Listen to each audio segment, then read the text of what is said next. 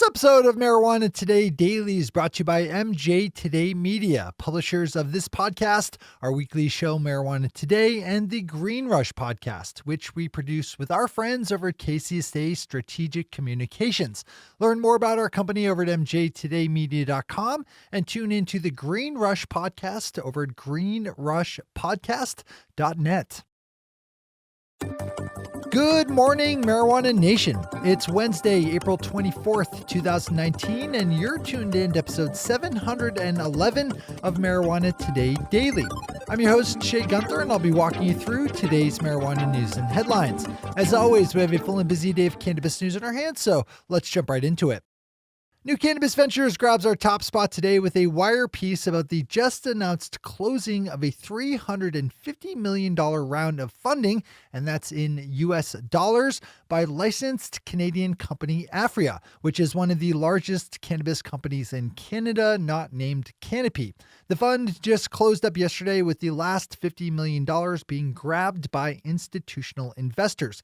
The company says it will use the money to shore up its international expansion as well as to support its domestic operations.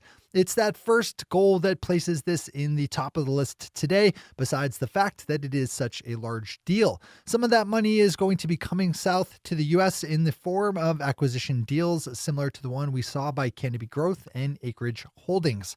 The Canadian money is coming. Naomi Martin over at the Boston Globe is a great story that I have to imagine is being emailed around this morning through the halls of New York's state lawmakers as she picks up on a Massachusetts adult use marijuana dispensary that says nearly half of its business is coming from people driving in from the Empire State. The Theory Wellness adult use shop of Great Barrington, Massachusetts is just a few hours drive from New York City and 5 hours from Buffalo, and shop owners say that both cities are sending loads of curious shoppers drawn in by the legal dispensary's selection. The dispensary has already served 38,000 patients in just the last 10 weeks or so and is doing 20 times the business than when it was a medical-only shop.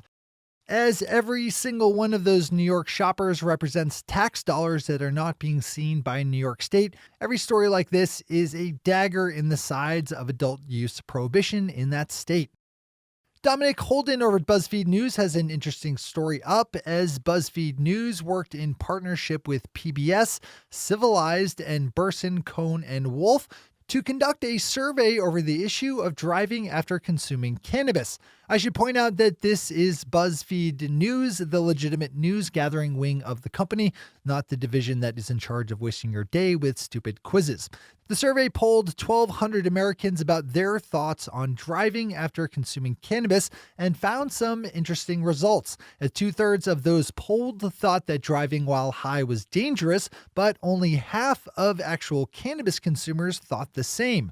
Another question found that just 16% of non-users said that they would be comfortable getting in the car with a driver who had just gotten high, while 56% of people who use marijuana would be okay with the same. Pop over to BuzzFeed News for the full read on this one and to dive into the survey results directly yourself. As always, we have all the news we cover linked to on our website at mjtodaydaily.com and on our Twitter account at mjtodaydaily. Those are our top stories for today. It's time for Marijuana Today Daily Headlines Blitz. Before we blitz out in headlines, let's quickly thank our sponsor, MJ Today Media, publishers of this podcast, our weekly show Marijuana Today, and the Green Rush podcast, which we produce with our friends over at KCSA Strategic Communications. Whether you need to reach the best audience in legal marijuana as a sponsor of one of our titles or want to jump into podcasting yourself with a fully produced show, we are there for you. We're the leaders in legal marijuana podcasting because we've been doing it for 6 years now, and because we have the best people making the best shows. With an audience of more than 30,000 listeners now and growing, you can't afford to not spend some of your marketing and communications budget with us. Zip me an email at shay@mjtodaymedia.com to get started. That's shay@mjtodaymedia.com, with Shay spelled SHEA. All right, time for the Blitz. David Bronner, CEO and president of Dr. Bronner's, the soap company started by his grandfather back in the 1940s, is a well-known marijuana legalization supporter and funder, and has announced that he is starting up a nonprofit marijuana company that will donate all of its profits to charity. The new venture is called Brother David's and will be run in partnership with the California marijuana company Flow Canna. Its products are expected to hit the shelves of California dispensaries starting next month. Marijuana Business Daily's chart of the week shows some of the breakdown for how legal marijuana salaries compare in states like Massachusetts, Colorado, Maryland, and Oregon. The chart draws from a salary survey conducted by Marijuana Business Daily and shows that, for the most part, salaries are higher in East Coast states, which are more likely to have limited licensing systems than their Western counterparts. Pop over for the full dive in on this one. Yesterday in New Hampshire, a state Senate committee held a hearing on a bill to legalize adult use marijuana. The proposed measure, which would set up a taxed and regulated sales program, survived a trip through the state's House of Representatives and was put under consideration yesterday by the Senate Judiciary Committee. The bill does face a pretty steep hill to becoming law, as New Hampshire Governor Chris Sununu is a strident prohibitionist who has vowed to veto any kind of sensible progressive cannabis policy reform. So we'll just have to see if this can make it out of the Senate by a veto-proof margin. The House vote on this one was only 200 to 163, which would not have overturned a veto.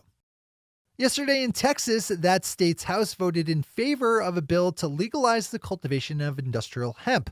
House Bill 1325 would not only free up Texas farmers to grow hemp, but would also legalize hemp-derived CBD oil as long as it contained no more than 0.3% THC.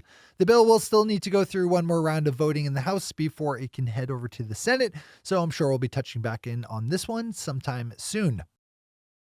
Michigan state marijuana regulators are conducting a survey geared towards gauging the interest among entrepreneurs for which kind of adult use marijuana-related businesses they plan to start up. Perhaps wishing to avoid the snafus it experienced in rolling out their medical marijuana policy, the Michigan Department of Licensing and Regulatory Affairs released the survey yesterday and asked that people take the time to fill it out by April 30th so it knows how much it needs to staff up to handle the application process. If you're in Michigan with plans to jump into the adult use market there as it opens up, maybe think about swinging over to the survey.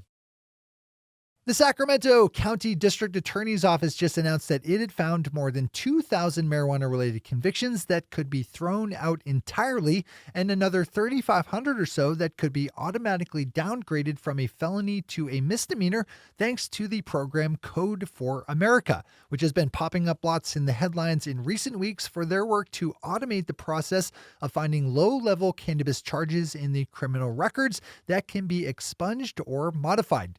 Let's do this everywhere.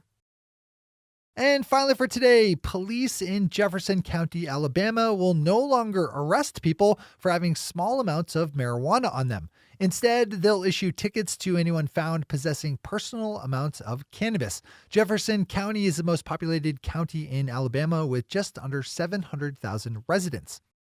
Those are the headlines and news for the day. I'll be back with you again tomorrow morning with another information-packed episode of Marijuana Today Daily. But in the meantime, if you have any stories to share or feedback to give, zip us an email to headlines@mjtodaydaily.com. And while you're clicking around the interwebs, swing over to our Twitter account at mjtodaydaily. Visit our website at mjtodaydaily.com to find links to all the news we cover.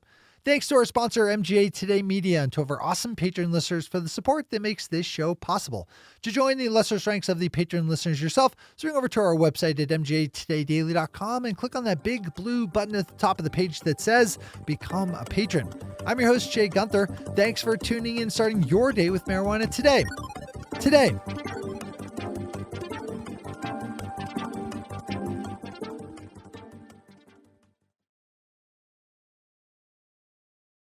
One take, Shay. One take.